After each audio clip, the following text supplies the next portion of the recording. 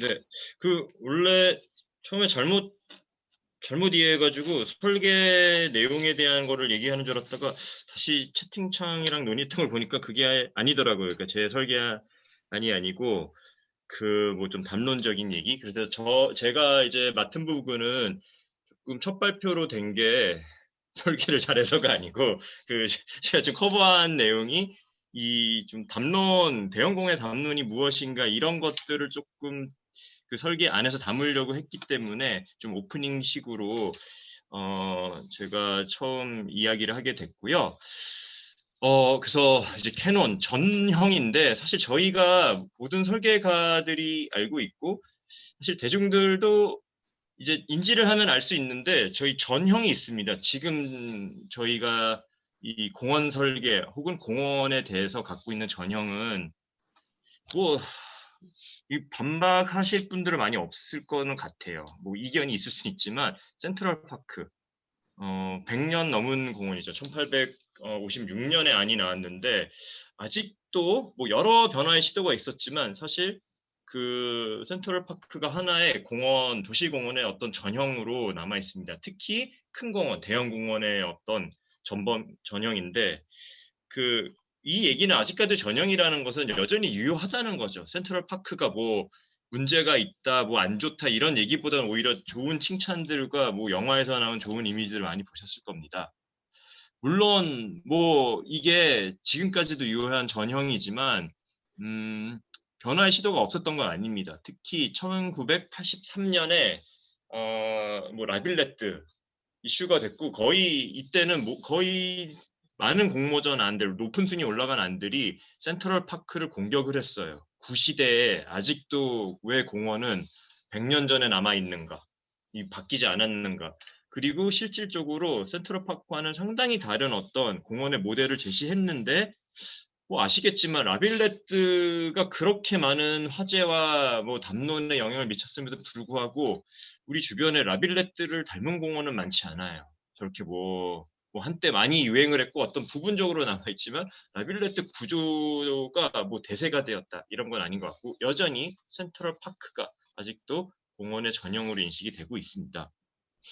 근데 요거를 좀 보시면 이 설계 내용으로 들어갔을 때 저는 이 방법론적으로 공원의 설계를 지배하고 있는 한 가지 주요한 방법이 있다면 조닝이라고 생각을 했어요. 그리고 좀 패러다임의 문제도 불러일으키고 있고요. 그러니까 이전에 패러다임이 뭐 좋다면 바꿀 필요가 없는데 이 조닝이라는 기법 자체가 조금 우리가 공원이 더 좋게 만들 수 있는 한계를 좀 지어지지 않나라는 생각을 하게 됐고요. 이 공모전을 하면서.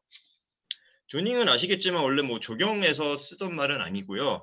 뭐 도시계획에서 20세기 초에 이제 용도들을 결정하면서 조닝이라는 개념이 제시가 되었고, 근데 이게 뭐 건축사 쪽으로 뭐 조경사 쪽으로 보시면 60년대 때 이제 기능에 대한 되게 많은 관심, 그러니까 펑션 말고요, 좀 프로그램적인 기능들, 예를 들면 건축에서 부엌, 여성들의 어떤 뭐 가사노동을 위한 공간은 무엇인가 이런 고민들이 기능과 이제 프로그램이 결합되면서 논의가 되면서 이게 한때 이제 전후 2차 세계대전 이후에 되게 중요한 하나의 공간을 다루는데 중요한 담론이 됩니다. 그러니까 도시에서 시작된 거지만 단순히 도시에 한정된 개념은 아니고요. 그래서 뭐 쉽게 보시면 제임스 코너가 최근에 통밥파크 산타모니카에 있는 그 개념도입니다. 보시면 제 점선으로 표시된 게 사실 일종의 조닝이에요. 가든이 있고요. 그렇죠? 뭐 피크닉장이 있고 스퀘어가 있고 이렇게 면적으로 이제 이 영역과 저 영역을 구분을 하는 거죠. 최근에 조금 국제 공모전에 좀 이슈가 되었던 추코프 러시아의 세인피터스버그에 있는 공모전인데 이건 BIG의 아닙니다. 존을 아예 다이어그램 중에 이 공원 구조를 짜는데 3단계가 뭐 define zones. 그래서 존이 명확히 보이시죠? 공원에 저런 구역을 나누고 저게 되게 다양한 게 프로그램도 될 수가 있고요. 식재도 될 수가 있고 뭐 여러 가지로 쓰이긴 하는데 명확하게 요 공원을 세부적으로 어떤 기능과 프로그램이라든가 뭐 식재 어떤 기준에 따라서 나누는 요런 방식입니다. 같은 공모전의 당선작인 웨스트에잇이 아닙니다. 여기 보시면 역시 아래 보시면 공원들을 구역으로 나눈 조닝이 보이시죠? 근데 요거는 재밌게도 제목을 보시면 알겠지만 프로그래밍과 이제 관련된 조닝입니다. 자, 그리고 또 하나의 큰 어떤 이 담론, 현재 공원 설계를 지배하는 담론 중에 추가가 된 것이 시간성에 대한, 그러니까 프로세스에 대한 담론이 있다고 생각을 합니다.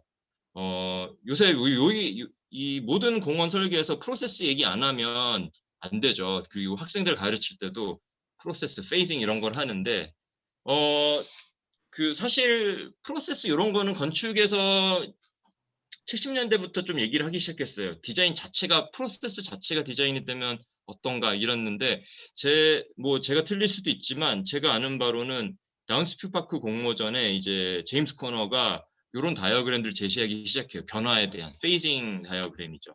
근데 원래 페이징 다이어그램은 제가 알기로는 그 이제 자금 조달에 대한 걸로 다른 조경가들도 썼습니다. 예를 들면 하그리스도 페이징 다이어그램을 많이 이전에도 썼었는데 이게 생태적인 어떤 그런 변화를 담는 그런 다이어그램으로 다운스필 파크에서 이게 화제가 되었었죠. 당선작이 아니었음에도 불구하고.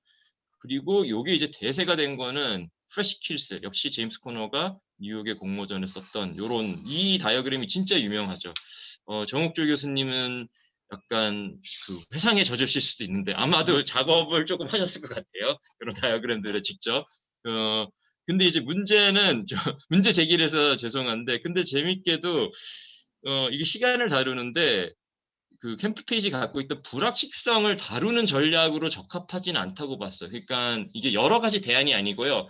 사실은 대안은 하나입니다. 대안이 하나인데 그 대안을 여러 시간으로 나눈 거죠. 그러니까 결국에 안은 하나예요. 그래서 이 두 가지 조닝과 이 프로세스인데 결국엔 페이징. 그러니까 하나의 안을 그냥 쪼갠 것들에 시간적으로 쪼갠 것이 이게 기존의 패러다임이고 새로운 패러다임은 요 두 개를 조금 건드려야 되지 않나라고 고민을 했고요. 그래서 뭐 대형 공원에 대한 리서치도 저희 공모전 할 때 했습니다. 근데 재밌게도 약간 줄리아 솔니악의 기준에 보면 춘천은 좀 대형 공원에 많이 못 미치더라고요. 그러니까 제일 작은 게 거기 나오는 게 이제 헐먼 파크인데 춘천이 그 책에 나오는 제일 작은 공원의 한 절반밖에는 안 되긴 하는데 춘천이랑 도시 규모에 비하면 확실히 크기는 해요. 그리고 뭐 좀 우리나라 맥락과 외국은 다르니까 이게 쭉 분석을 한 건데 캠프 페이지는 요 정도에 있습니다. 이 정도 있고요. 그래서 여러 공원 잘 되는 공원들의 문제와 프로그램의 비 이런 것들을 분석을 했고 저희 좀 실패 사례를 좀 봤는데 제일 유명했던 오렌지 카운티 그레이 파크 아까 보여줬던 다운스퓨 파크는 솔직히 망했어요. 그러니까 공원 계획 면적의 24%, 38%만 돼 있고 다운스퓨 파크는 전부 다 아파트 같은 걸로 개발이 되고 있습니다. 근데 왜냐면은 너무 고정적이도 실패하는 것 같고요. 또 프로세스가 중심이 된다고 그래서 너무 유연하기만 해도 문제가 되는 것 같아요. 사실 다운스퓨 파크 공원의 트리시티 안은 진짜 극도의 유연함을 강조했었거든요. 그래서 저희는 이런 어떤 고민 끝에 100개의 공원의 안을 제시했고 결과물은 이렇습니다. 이것이 새로운 패러다임이다라는 되게 거창한 선언적으로 했는데 4개 중에 4등으로 마무리가 됐고요. 억울해서 논문도 썼으니까 이 논문을 2월 따끈따끈한 2월에 나온 논문이라서 한번 보시면은 이런 했던 얘기들에 조금 더 풍부한 텍스트가 있어서 뭐 참고하시면 좋을 것 같습니다. 발표를 이상으로 마치겠습니다. 네.